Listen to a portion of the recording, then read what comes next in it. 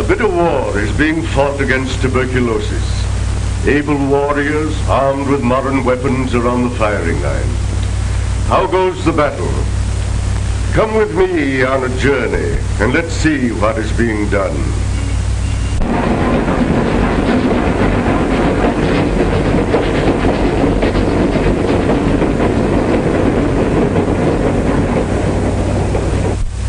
First to Washington to get a few facts. In this building is the Census Bureau, where Uncle Sam keeps his health record books. There is a card here for each of us, telling when we were born, when married, what we die of, and many other facts. Ingenious machines sort these cards so that statistics may be compiled from them. Imagine all the people in the United States divided into groups of 100,000 each. Here is one such group. This Grecian urn represents 50 deaths from tuberculosis. In 1910, there were about 150 deaths from tuberculosis for each 100,000 persons. We need 3 urns in this row. 10 years later, there were 100 deaths per 100,000 persons, 2 urns. And in 1935, about 50, only 1 urn. Death rate cut to 1/3 of what it was 25 years ago. What a retreat.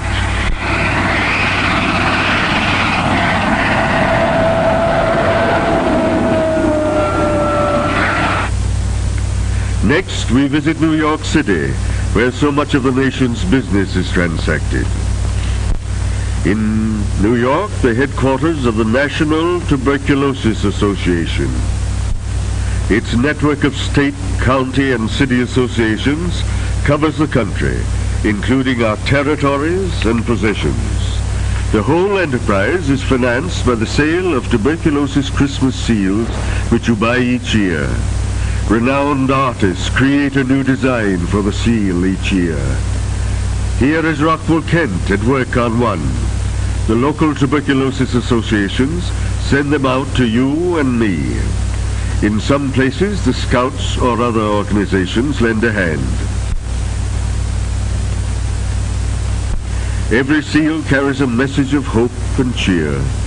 With the money, these associations keep up the fight through education of the people by the printed word, pamphlets, posters, the newspaper, exhibits, radio. Education of the people, and through them of the state, is the first and greatest need in the prevention of tuberculosis. These were the words of Edward Livingston Trudeau, our first president, when in 1905 he charted the course of the National Tuberculosis Association. Let's go next to Saranac Lake and the beautiful Adirondacks which Dr. Trudeau loves so well.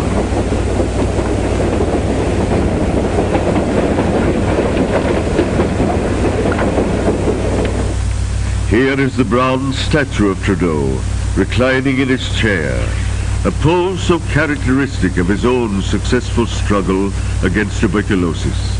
It was Trudeau who introduced the modern treatment of tuberculosis in this country. Rest, fresh air, and good food. Nestling in the hills, now surrounded by fine buildings, we find the Little Red, the first cottage built by Trudeau in 1884 for the treatment of 2 young women. It has served as the inspiration for the more than 700 sanatoria built since then.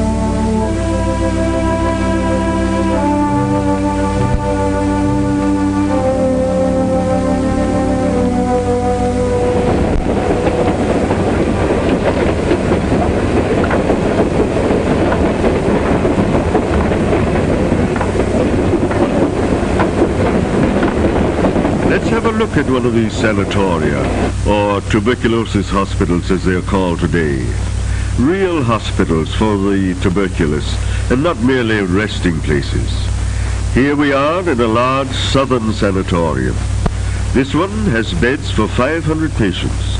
Altogether, there are now 90,000 such beds available. Rest and more rest, as Trudeau discovered when he himself took the cure as a young doctor. Yes, and good food. Nowadays, doctors don't stuff patients with more milk and eggs than they can digest. Just good, well-balanced meals, enough to gain weight on.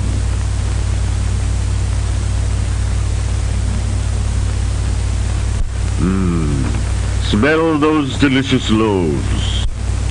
New ways of resting the lung have been developed. This patient is getting pneumothorax treatment. Air is let into the chest cavity, and that rests the lung so that it can heal. When the diseased lung is fully healed, it is allowed to expand again. A lifesaver for many. Each patient is helped to find his place in the workaday world when he leaves the sanatorium. Here's a class in typewriting. In this sanatorium, as in many others, children of tuberculous parents who cannot be properly protected otherwise are cared for in a special department of the sanatorium.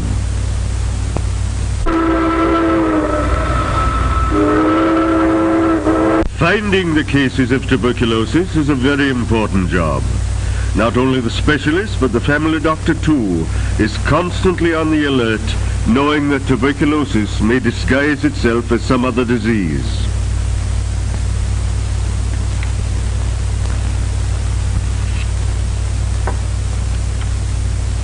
Doctors in the villages and country districts too keep in mind the dangers of unsuspected disease. Even when patients do not complain of the common symptoms such as cough, tiredness, loss of weight, or indigestion, the alert doctor thinks of tuberculosis. Clinics for the diagnosis of tuberculosis now exist in every enterprising community.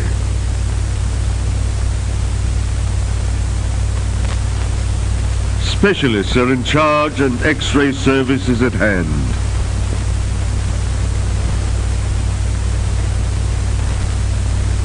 Public health nurses teach the families of those who have tuberculosis. They see that the doctor's orders are faithfully carried out. They urge all members of the family to be examined. For tuberculosis, though not inherited, runs in families.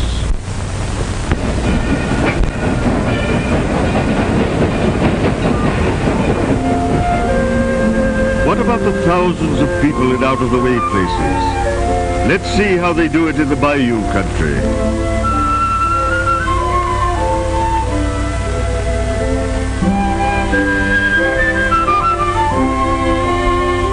Work in the cane fields under the hot sun is picturesque, but mighty hard labor. These sections are not well equipped with clinics or X-ray apparatus, so necessary to discover tuberculosis. Very well, says the health department. If people cannot come to the doctor and all he needs will go to the people. Here is an auto trailer, expertly designed, which carries complete equipment for making diagnoses in the modern manner. A doctor and nurse go with the outfit. Advance arrangements are made with the doctors and local health departments so that all who should be examined will be on hand when the trailer comes. Here we are arriving on the public square, alongside the courthouse and ready for business. Quietly and efficiently the work is carried on by skilled workers. The family doctor gets the report of the X-ray examination of his patient. Inside the trailer, everything is snug and shipshape. It looks compact, doesn't it? But there's space enough to do the job well. The dressing room is just a corner, screened off by a curtain.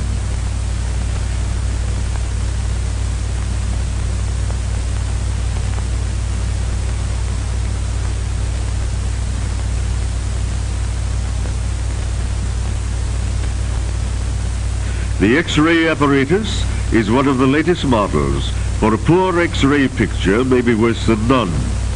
Efficiency and economy make it possible to give this important service to the people.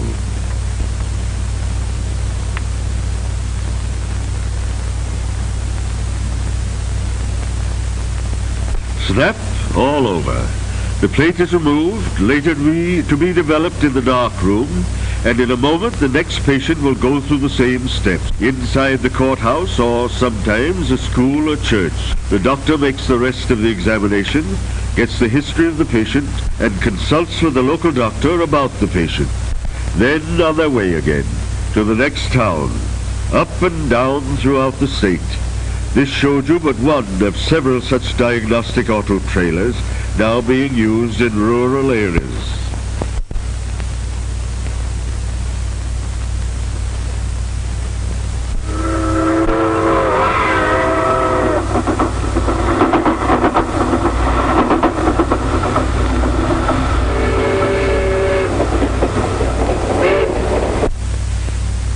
Now we are in a large Midwestern university. We meet the flower of American manhood and womanhood. How many of them will fall victims to tuberculosis? Well, if nobody cares, at least 6 out of each 1,000 students before they reach their 30s.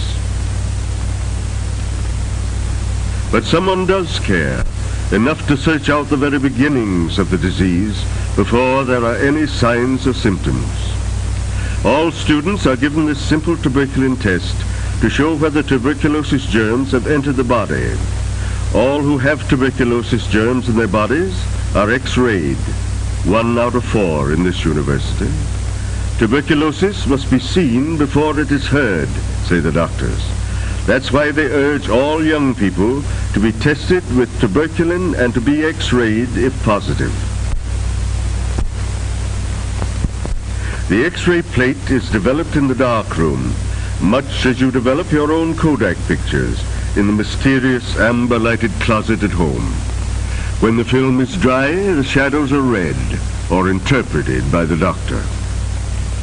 Here's the chest picture of a young athlete. The trained eye of the physician sees the damage already done by tuberculosis. The fight also goes on in the quiet research laboratory. Scientists are studying the life and habits of the germ. Did you know that the tuberculosis germ actually breathes, eats, and reproduces? They are finding out how the germ causes disease and also how the body defends itself. Someday, maybe, they'll give us a specific cure.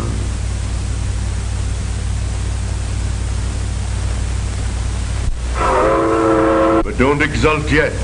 There is another side to this optimistic picture.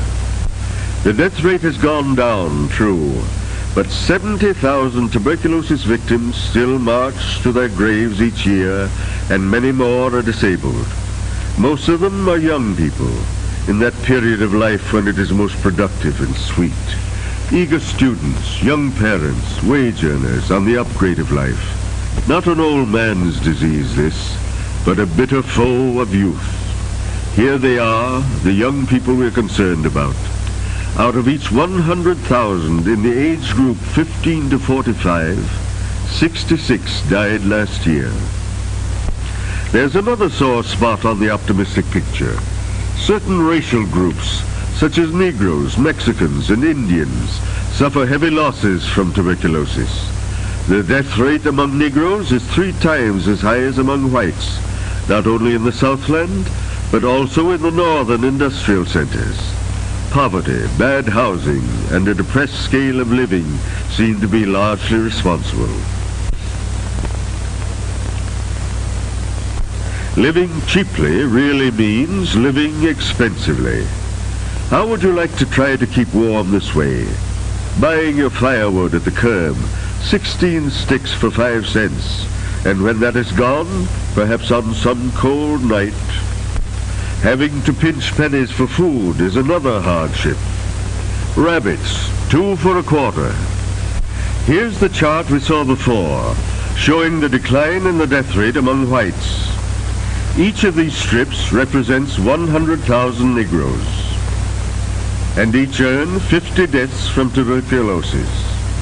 But notice that the decline has been just as rapid as that among whites. And in 1935, Negroes suffered no more deaths than whites did in 1910. There's a lag, but the trend is hopeful.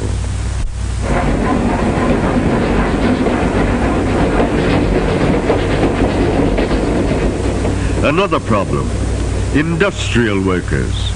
Did you know that tuberculosis is the particular enemy of the working classes, the men and women on whom rests the prosperity and welfare of this nation? In this chart, each group represents 10,000 men with a job.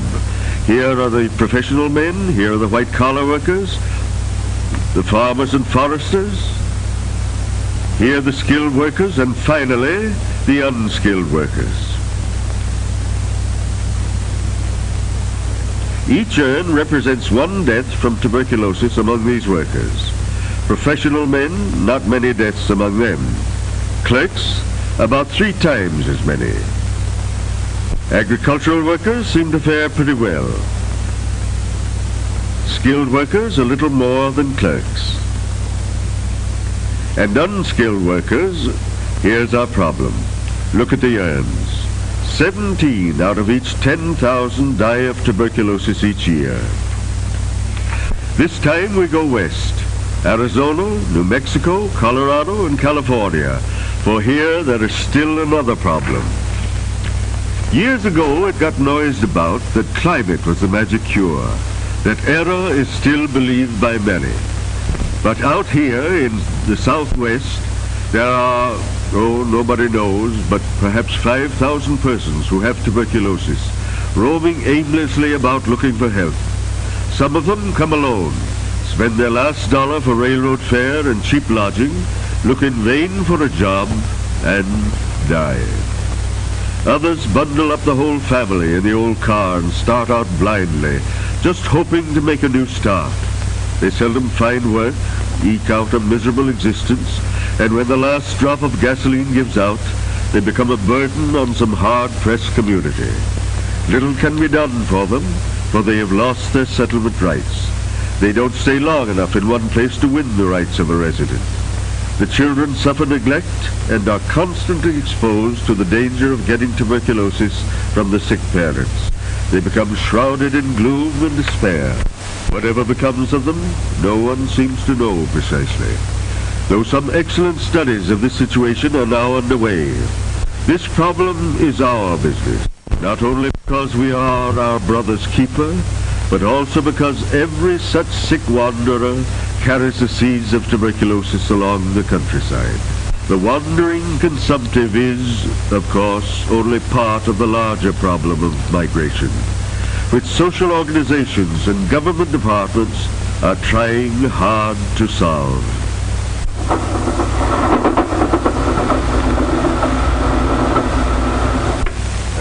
Home again. Best part of the journey.